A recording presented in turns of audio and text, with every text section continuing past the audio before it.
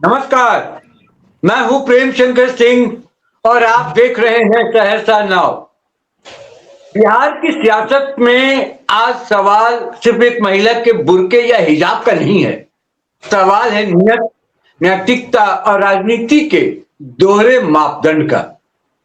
नियुक्ति पत्र वितरण जैसे गरिमापूर्ण सरकारी मंच से मुख्यमंत्री नीतीश कुमार द्वारा एक महिला का बुर्का हटाने की कोशिश का वीडियो सामने आता है, बवाल होता है, विपक्ष सवाल उठाता है, धार्मिक संगठनों की प्रतिक्रिया आती है। लेकिन इसी बीच इंडियन इंक्लूसिव पार्टी के विधायक और अध्यक्ष आरपी गुप्ता सामने आकर कहते हैं कि मुख्यमंत्री की मंशा खराब नहीं थी, ये सब जानबूझकर नहीं हुआ और इस पर राजनीति नहीं होनी चाहिए।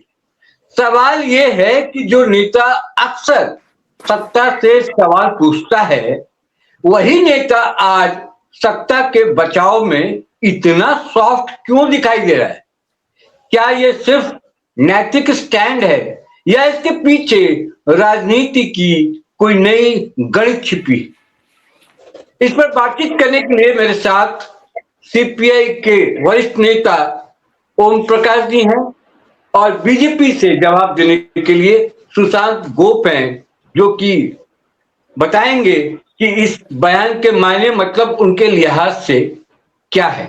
सबसे पहले मैं सोच रहा हूं कि ओम प्रकाश जी के पास ही जाया जाए क्योंकि वो विपक्ष के एक बड़े चेहरे हैं।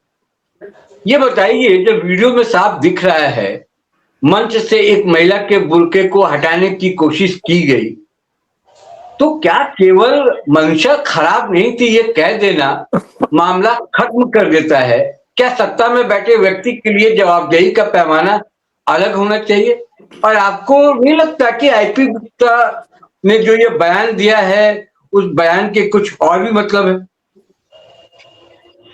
देखिए, आईपी गुप्ता जी ने जो बयान दिया है उसके और मायने हैं। माननीय नीतीश जी जो बिहार के मुख्यमंत्री हैं, उनका स्वास्थ्य ठीक नहीं है, वो बीमार हैं।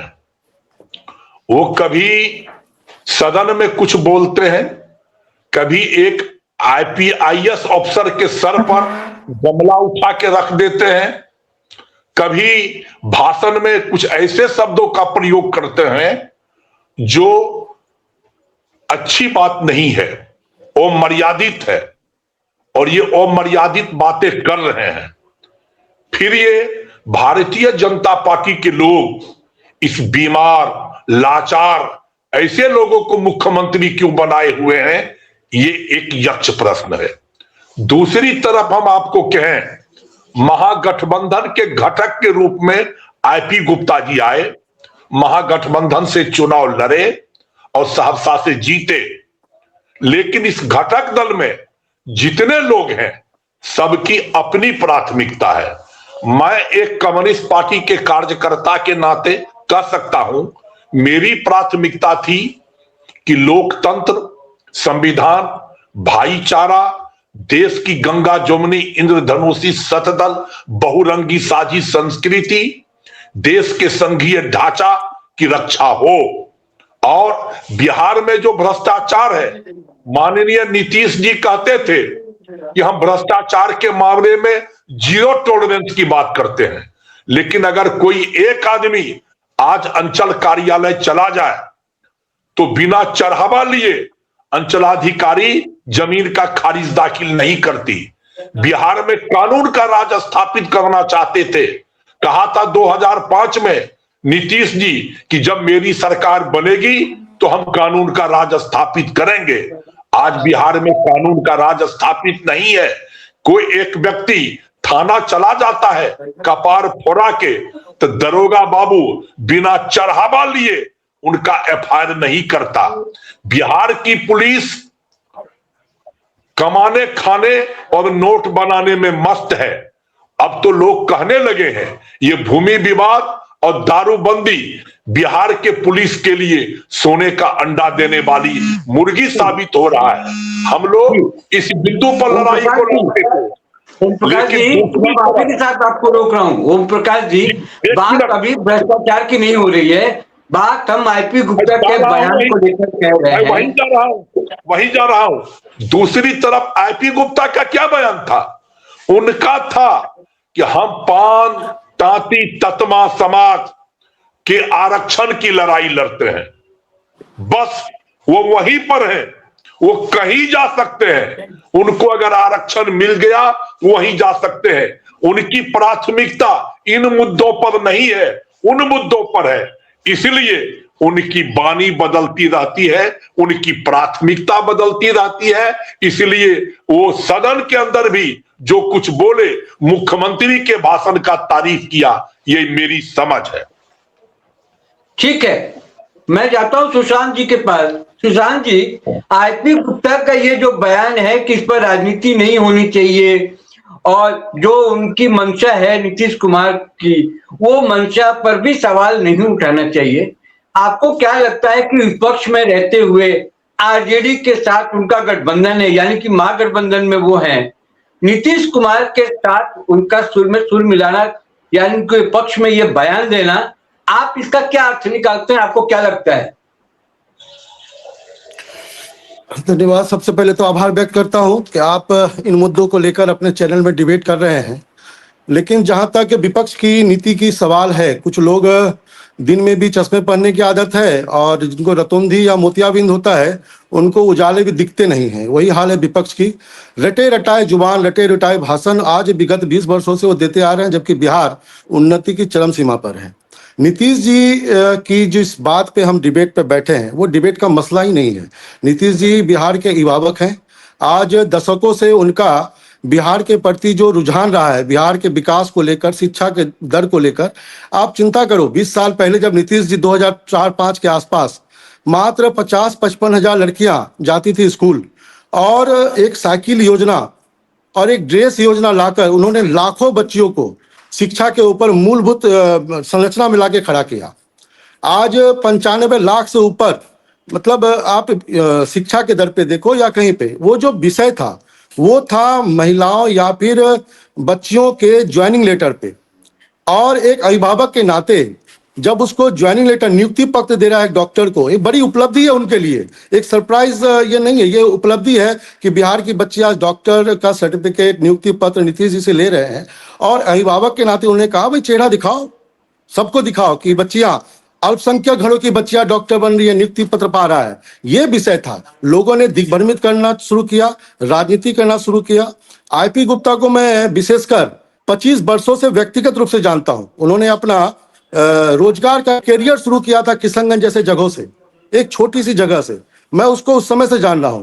ठीक है, जातिगत समीकरण बिहार ने बदला है, सारा संरचना ध्वस्त करते हुए केवल विकास को, एनडीए के सरकार को भारी बहुमत से लाके खड़ा किया है।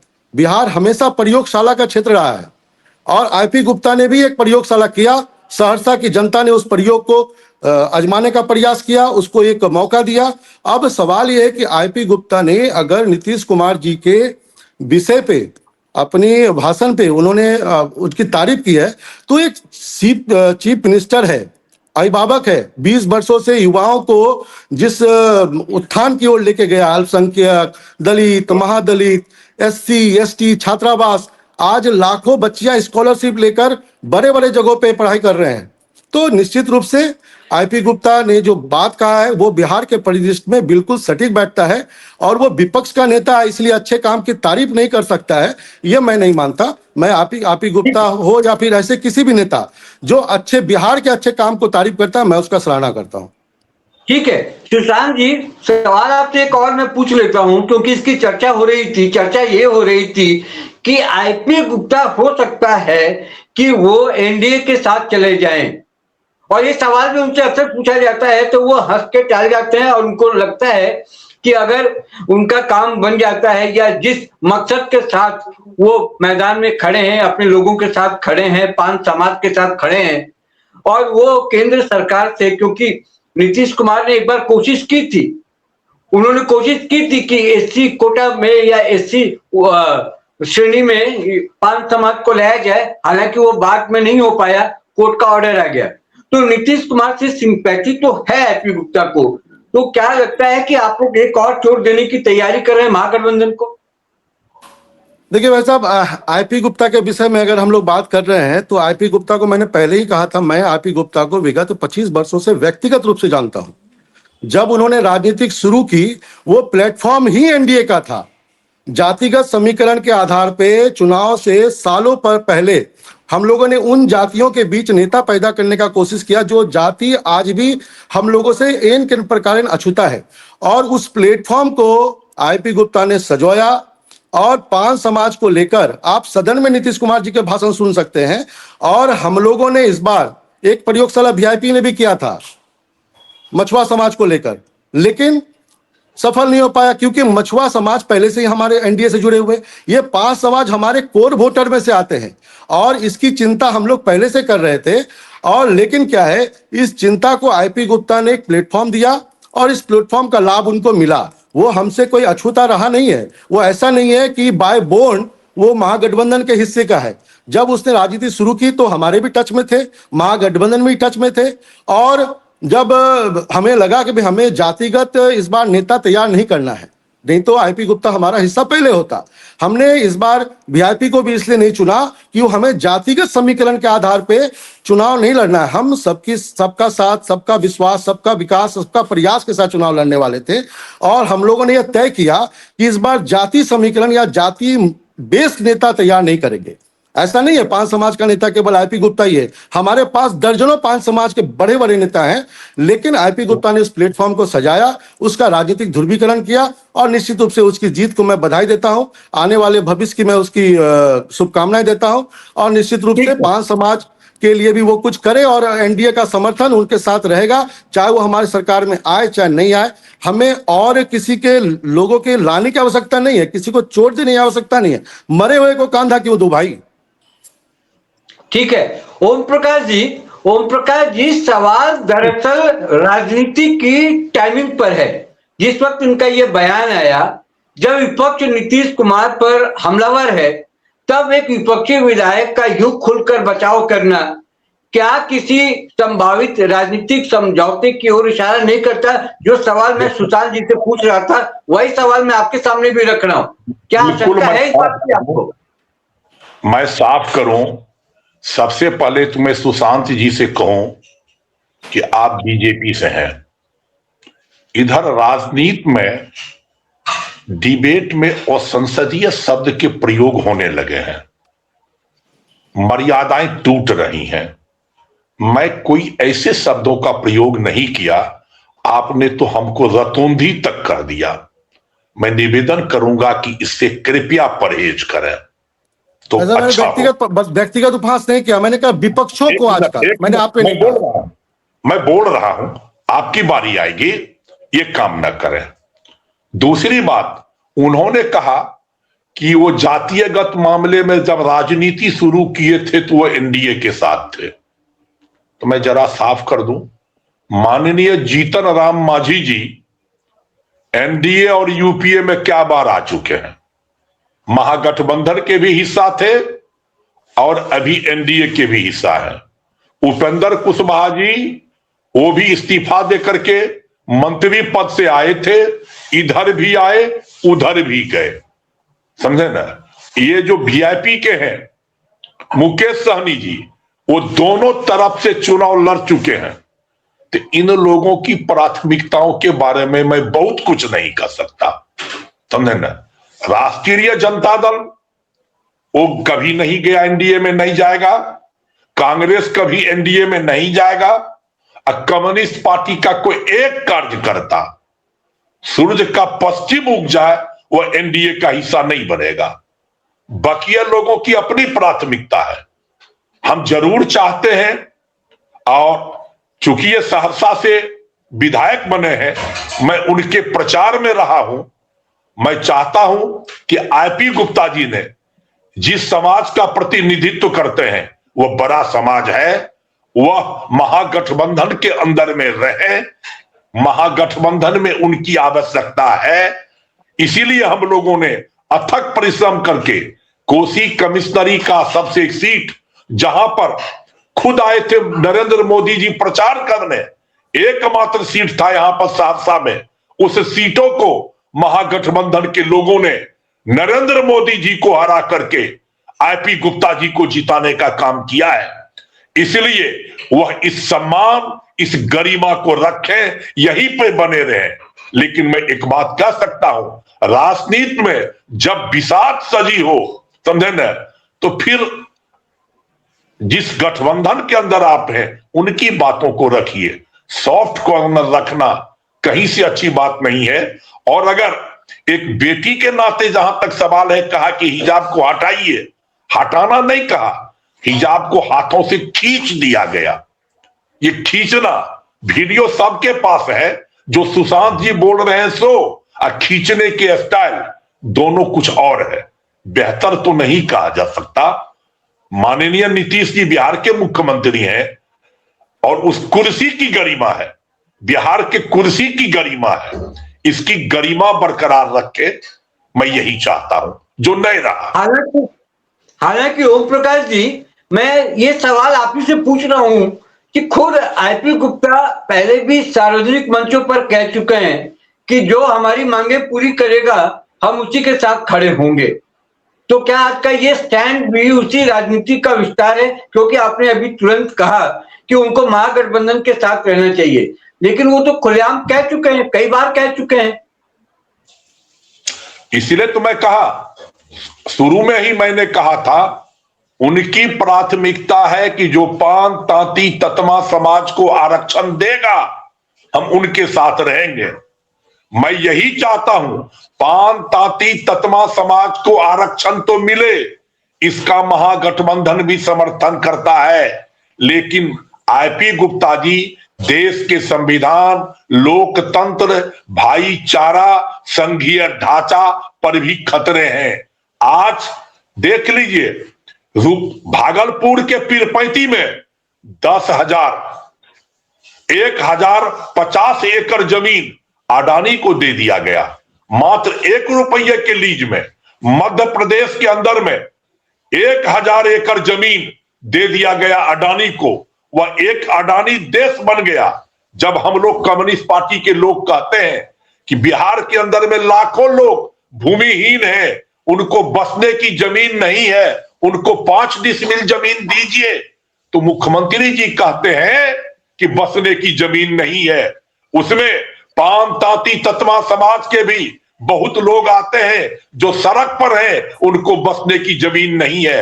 आरक्षण मिले, इसके साथ भी बहुत है। आज मजदूरों का पलायन हो रहा है, मजदूर दिल्ली पंजाब जा रहे हैं। मुख्यमंत्री बनने के बाद नीतीश जी ने कहा था अब किसी को बाहर जाके कमाने की आवश्यकता नहीं है। लेकिन आज बिहार का मजदूर पंजाब में हरित क्रांति लाता है, बिहार के मजदूर कश्मीर के सेब को लाल करता है, आज बिहार का मजदूर आसाम के ईंट भट्ठों में काम करता है, आज बिहार के मजदूर जाके दिल्ली में रिक्शा ठेला चलाता है। ये पलायन है। कौन से बेहतर बिहार की बात कर रहे हैं? बिहार की कोई क्रय क्षमता नहीं बनी है, मजदूरों का पलायन जारी है, किसान आज आत्महत्या कर रहे हैं, लोग सड़कों पर हैं। इसलिए कोई विकास नहीं हुआ है, इसको विकास नहीं कहा जा सकता। इसलिए जो कुछ बातों को बोला है, मैं लौटूंगा आपके पास। ओम प्रकाश जी, मैं लौटूंगा आपके पास। सुशांत जी, मेरा अगला सवाल नीतीश कुमार की छवि पर।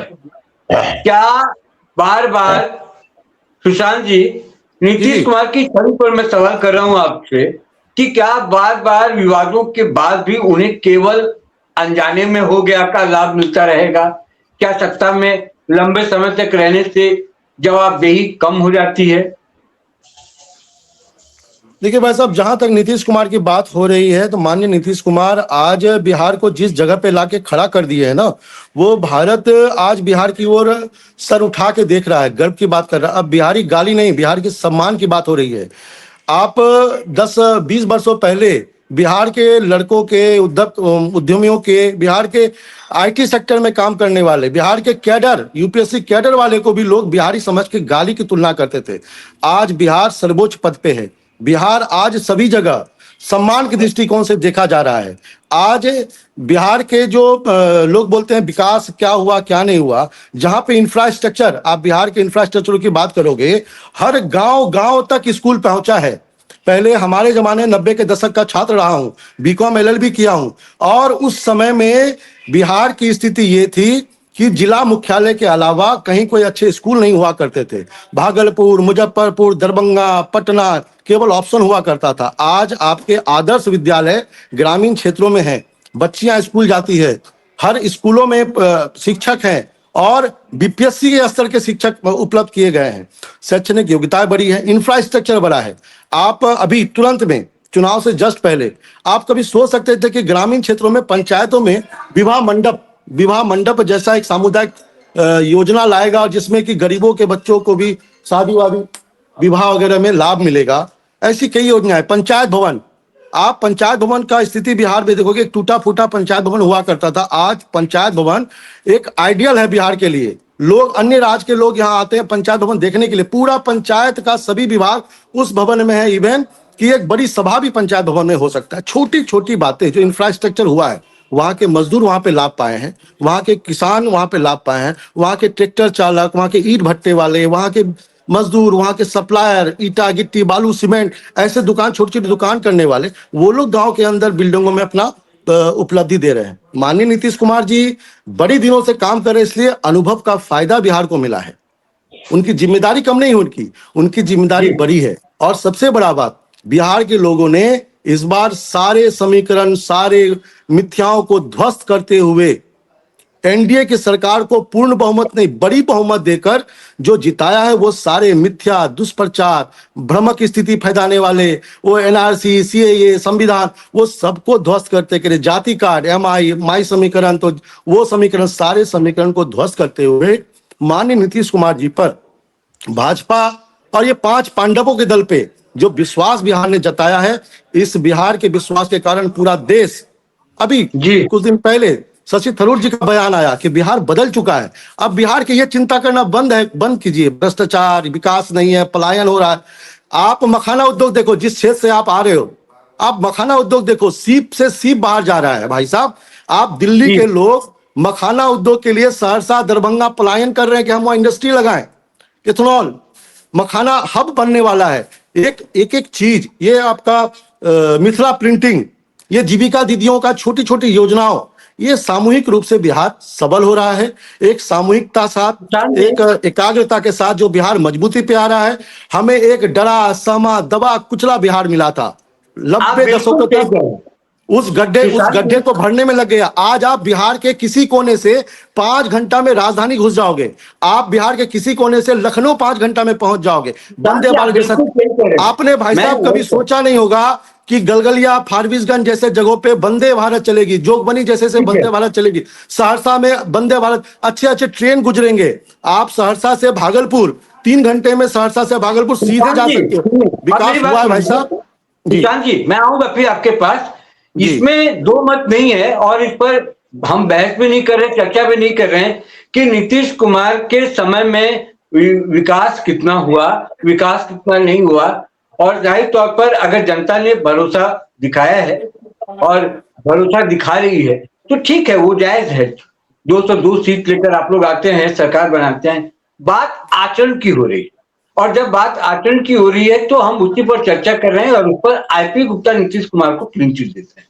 ओम प्रकाश जी, देखिए, जो कुछ वहां पर हुआ वो सही या गलत, इस पर चर्चा हो रही है, बहस हो रही है, तरह तरीके से बातें लोग सामने लेकर आ रहे हैं। बात हो रही है विपक्ष की भूमिका पर। जाहिर तौर पर बीजेपी हो या सत्ता के लोग हो, सत्ता पक्ष के लोग हो, वो उसको सही ठहराएंगे या सही ठहराने की कोशिश करेंगे, या उस स्टैंड को अपने तरीके से क्लियर करेंगे। विपक्ष की भूमिका पर सवाल है। अगर विपक्ष ही सत्ता को क्लीन चिट देने लगे तो लोकतंत्र में सत्ता और विपक्ष के बीच की रेखा कहां बचेगी? जी, आपके सवाल बिल्कुल लाजमी है। मैंने कहा ना कि आईपी गुप्ता जी विपक्षी घटक के एक दल है, एक है, उनकी अपनी प्राथमिकता है। निश्चित रूप से उस दिन माननीय नीतीश जी का जो एक्शन था वो बेहतर नहीं है, ये मैं एक बात साफ कहूं।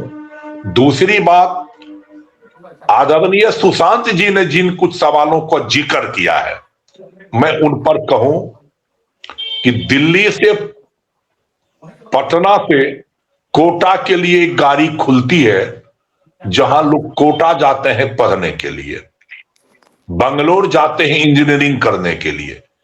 एक भी कोई शिक्षण संस्थान बेहतर बिहार के अंदर में नहीं खुला है। वो जितनी बात कहे शिक्षा के संदर्भ में, उसमें मैं ये कह सकता हूं, छिलके सजे हुए हैं फलों की दुकान में, यही कहा है उन्होंने। और कोई जहां तक सवाल है कि पलायन का, ये सब हो रहा है, लोगों का इंफ्रास्ट्रक्चर नहीं बढ़ रहा है, इन बिंदु पर तो काम करना पड़ेगा। इस बिंदु पर कोई काम नहीं हुए हैं। बिहार गरीबी के दलदल में फंसा हुआ है। बिहार बहुत गरीब है, इसको कैसे उठाया जाए, खेतों में कैसे पानी पहुंचे। एक भी जो उद्योग था, हमारे बगल का बजनाथपुर का वह पेपर मिल सहरसा का, कहा खोलेंगे खोलेंगे, उसकी जमीन बिक गया। कहा चीनी मिल जितना है खोलेंगे, कोई मिल नहीं लगा। यहां पर मक्का आधारित उद्योग लगना चाहिए था, कोई मक्का आधारित उद्योग नहीं लगा। आज हम लोग, मुख्यमंत्री नीतीश जी कहे थे कि मेरा सपना है, मैं सपना देखता हूं कि बिहार का आदमी, अगर भारत के किसी कोने में कोई आदमी खाने के लिए बैठे तो उनकी थाली में बिहार के खेतों का उपज हो। हमने उनसे कहा कि माननीय नीतीश जी, सपना देखने से काम नहीं चलेगा, पहले बिहार के लोग बिहार के खेतों का खाए तो हम मान लें। अंडा आंध्र प्रदेश का खाते हैं, मछली आंध्र प्रदेश का खाते हैं, हरी सब्जियां बंगाल और झारखंड का खाते हैं, हम चाय हम लोग आसाम का पीते हैं, प्याज खाते हैं हम लोग जाकर के नासिक का, हम लोग कड़वा तेल खाते हैं मध्य प्रदेश का, राजस्थान का, दाल खाते हैं मध्य प्रदेश का, आलू लेते हैं उत्तर प्रदेश का, अच्छे चावल खाते हैं दक्षिण भारत का। अभी अगर देख लीजिए, ये जो चावल मिल रहा है, अगर वहां से नहीं आए तो लोग भात नहीं खाएगा। जरा बिहार को तो लाइए, खेती को तो सुधार करिए, कोई सुधार नहीं हुआ, मजदूरों का पलायन है। इसलिए समय की कमी है, संक्षेप में थोड़ा इसको कंक्लूड कीजिए, फिर मैं एक छोटा सा सवाल लेता हूं सुशांत जी से, फिर कार्यक्रम खत्म करेंगे। इसलिए मैं कहता हूं बिहार का, ठीक है, रोड सड़क बिजली आदि बने हुए हैं, लेकिन जहां तक विकास का सवाल है नहीं हुआ। विकास का मतलब होता है आदमी बढ़ना। दूसरी बात कहते हैं, हजारों करोड़ रुपये जो वर्ल्ड बैंक से लिया गया था, वो देश के इंफ्रास्ट्रक्चर का विकास करने के लिए था। आपने महिलाओं के खाते में 10,000 डाल करके वोट खरीद लिया। लोकतंत्र को कलंकित किया गया है। लोकतंत्र में समय की कमी है, फिर आपसे बात होगी, इस पर चर्चा होगी। अंत में जिस चर्चा के लिए हम यहाँ पर बैठे हुए हैं, उसका एक अंतिम सवाल मैं सुशांत जी से लेना चाहता हूं। संक्षेप में सुशांत जी बता दीजिएगा, क्या ये पूरा मामला जो है, ये बयान जो है, इस एक घटना से आपको लगता है कि ज्यादा राजनीतिक समीकरण का एक संकेत दिख रहा है, जहां विचारधारा से ज्यादा महत्व तो भविष्य की सत्ता संभावनाओं को दिया जा रहा है? संक्षेप में बताइए, फिर मैं इसको खत्म। देखिए, संक्षेप में 1 मिनट समझ लूंगा। बिहार में उद्योग का जो अपहरण का उद्योग था वो बंद हुआ है। चीनी मिलें क्यों बंद हुई वो सभी को पता है। मॉडर्न चॉकलेट बिहार में क्यों बंद हुआ वो सबको पता है। सासाराम जो चावल का कटोरा देखा है पूरे भारत में, वो किसी को नहीं दिख रहा है। तो हम ये नहीं कुछ कह सकते हैं। हमारे उद्योग मंत्री हमारे क्षेत्र से आए हैं और निश्चित रूप से विपक्ष का जो चिंता है उसका समाधान भी होगा। माननीय दिलीप जायसवाल जी उद्योग मंत्री और पथ मंत्री दोनों बने हैं, तो निश्चित रूप से उद्योग भी होगा और ट्रांसपोर्टिंग भी बढ़िया होगा, ये हमको लगता है। रहा सवाल आईपी गुप्ता के बयान का, तो मैं पहले से भी कह देता हूं, आईपी गुप्ता न तो विपक्ष का है न तो सत्ता पक्ष का है। आईपी गुप्ता न तो कोई आइडियोलॉजी है न तो कोई विचारधारा है। आईपी गुप्ता व्यक्तिगत रूप से एक राय देता है और वह स्वतंत्र है, कहां जाना है कहां नहीं जाना है। हमारी कोई मंशा विपक्ष को तोड़ने की नहीं है। हम सबल हैं, मजबूत हैं, समृद्ध हैं, 5 पांडव हैं और मजबूती से बिहार को उच्च स्थान पर लेके जाएंगे। और भाई साहब की जो भी चिंता, विपक्ष की चिंता है बच्चों के प्रति, किसानों के प्रति, बेरोजगारों के प्रति, आप निश्चित रहिए बहुत जल्दी ही हमारी संतुलन सरकार, केंद्र सरकार, डबल इंजन की सरकार। कंक्लूड कर रहा हूं मैं कि आज की जो ये बहस है किसी एक वीडियो, एक बुरके या एक बयान तक सीमित नहीं है। असली बहस यह है कि क्या भारत की राजनीति में अब सिद्धांत से ज्यादा सुविधा मायने रखने लगी है। आईपी गुप्ता का यह कहना कि नीतीश कुमार की मंशा खराब नहीं थी, एक व्यक्तिगत राय हो सकती है, लेकिन जब वही नेता दूसरी तरफ बीजेपी के मंत्री पर कठोर कार्रवाई की मांग करते हैं तो सवाल उठना स्वाभाविक है। मैं संजय निषाद की बात कर रहा हूं। लोकतंत्र में सवाल पूछना राजनीति नहीं, कर्तव्य होता है और सत्ता में बैठे लोगों के लिए मंशा से ज्यादा मायने आचरण का होता है। अगर आज हम हर विवाद को अनजाने में हो गया कहकर टाल देंगे तो कल मर्यादा की लक्ष्मण रेखा कौन तय करेगा। बिहार की राजनीति एक चौराहे पर खड़ी है जहां तय होना है कि यहां नैतिकता चलेगी या सुविधा, सवाल उठेंगे या समझौते होंगे, फैसला आखिरकार जनता को ही करना है। बीजेपी नेता सुशांत गोप, सीपीआई के सीनियर लीडर ओम प्रकाश, आप जुड़े दोनों, आपका बहुत बहुत शुक्रिया है। मुझे फिलहाल इजाजत दीजिए, नमस्कार।